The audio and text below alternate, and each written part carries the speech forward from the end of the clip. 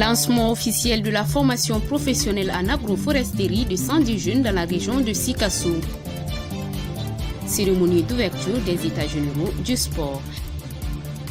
5e réunion mensuelle de concertation entre le secteur public et le secteur privé. Les détails suivront au cours de cette édition.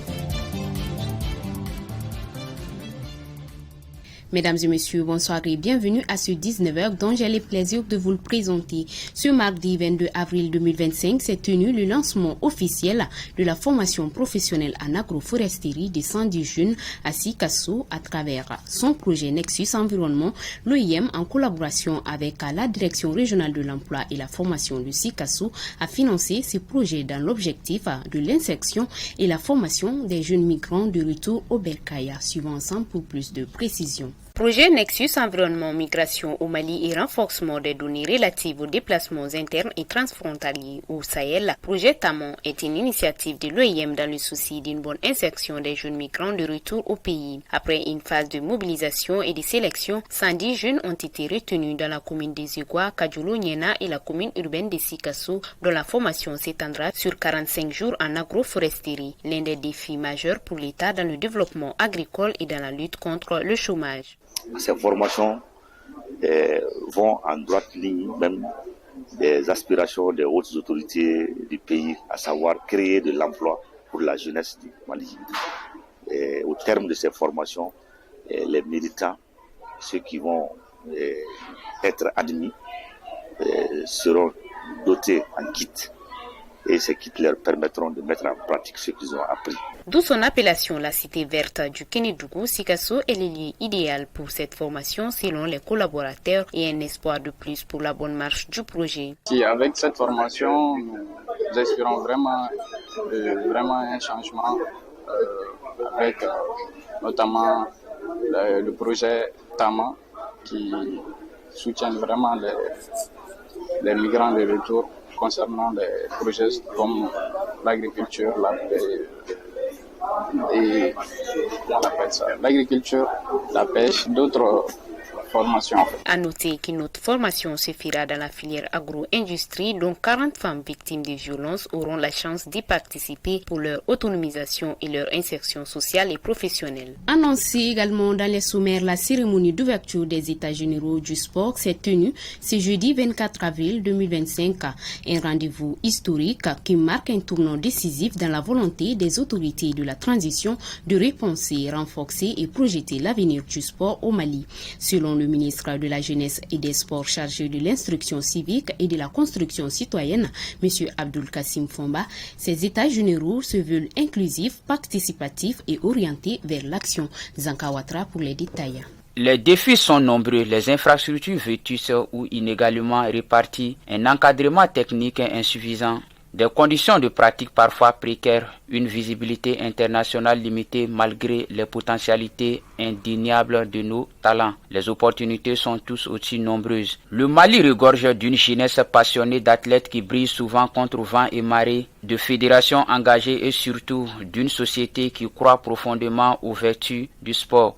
Ces états généraux qui s'est tenus ce 24 et 25 avril 2025 ont été l'occasion d'écouter toutes les parties prenantes, athlètes, clubs, éducateurs, collectivités, entreprises, citoyens. Ils permettront aussi d'établir des priorités en matière de sport scolaire, de sport féminin, de sport de haut niveau et de sport pour tous. Il s'agira également de tracer une feuille de route claire avec les objectifs précis et des moyens adaptés. Et surtout de garantir un suivi rigoureux afin que les paroles se traduisent en actions concrètes. Les résultats déjà obtenus en témoignent. Le chef du gouvernement a exhorté les parties prenantes à une participation assidue et à des échanges fructueux afin de faire émerger des solutions concrètes et durables à travers de fortes recommandations pour relever les défis auxquels le sport malien est confronté. Le Premier ministre, le général de division Abdoulaye Maïga, a rencontré pour la 5e fois les acteurs du secteur privé ce mercredi 23 avril 2025. À l'ordre du jour figurait l'état de mise en œuvre du plan d'action pour la satisfaction des besoins fondamentaux de la population ainsi que la présentation du plan d'action consolidé des mesures de réforme structurelle. Suivons ensemble.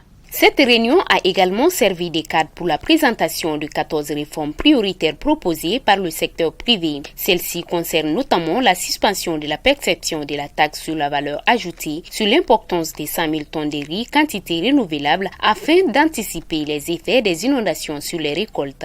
Elle porte aussi sur la sécurisation des opérations de récolte et des circuits de commercialisation des céréales locales avant fin février 2025, l'actualisation des structures de prix du riz, de l'huile alimentaire, du tourteau de coton et du ciment en vue d'une réduction d'au moins 10% des prix indicatifs, ainsi que la lutte contre les tracasseries routières et l'amélioration de la fluidité des corridors d'approvisionnement durant toute l'année 2025. Cette dynamique portée par le ministre de l'Industrie et du Commerce, Moussa Alassane Diallo, permettra de renforcer la collaboration entre les secteurs privés et publics autour des enjeux d'intérêt national tels que l'approvisionnement correct et régulier du pays en denrées de première nécessité en quantité et en qualité, l'accès des intrants agricoles de qualité à la veille de l'hivernage, ainsi que la libre circulation des personnes et des biens au sein de la Confédération des États de l'AES. Depuis sa création, le cadre de concertation entre les secteurs publics et les secteurs privés a permis d'enregistrer des résultats satisfaisants. Il s'agit notamment de la priorisation de la satisfaction des besoins fondamentaux des populations à travers l'adoption d'un plan d'action à court terme, de la prise en compte des préoccupations du secteur privé par les ministères sectoriels concernés et de l'élaboration en cours d'un plan d'action relatif aux réformes structurelles de l'économie nationale.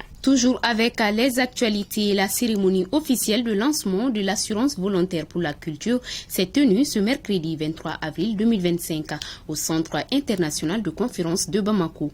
La cérémonie était présidée par le ministre de l'Artisanat, de la Culture, de l'Industrie hôtelière et du Tourisme, M. Mahmoud Daffé, qui avait à ses côtés le ministre de la Santé et du Développement social, médecin-colonel Assaba Diallo Touré, et le ministre de la Communication, de l'Économie numérique et de la Modernisation de l'administration, M.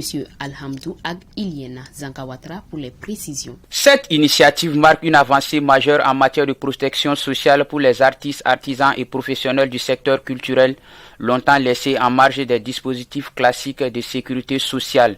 Pour le ministre Mahmoud Daffé, cette cérémonie s'inscrit pleinement dans la dynamique impulsée par les autorités de la transition qui ont fait de 2025 l'année de la culture.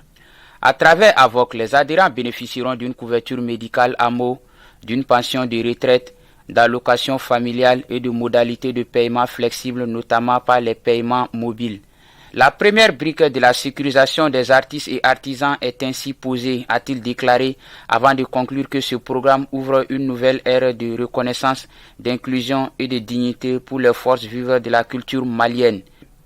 Le médecin-colonel Assaba Diallo Touré, ministre de la Santé et du Développement social, a rappelé les défis persistants du système de protection sociale malien, notamment la faible couverture du secteur informel, la qualité insuffisante des prestations et les difficultés de financement. Elle a salué cette convention comme un véritable tremplin pour offrir aux travailleurs indépendants du monde culturel une couverture digne grâce à un dispositif souple et digitalisé, adapté aux réalités des bénéficiaires. Cette cérémonie a été marquée par la remise d'un chèque géant de 30 millions de francs CFA correspondant à la première tranche de la subvention annuelle pour couvrir une partie des cotisations des assurés de AVOC.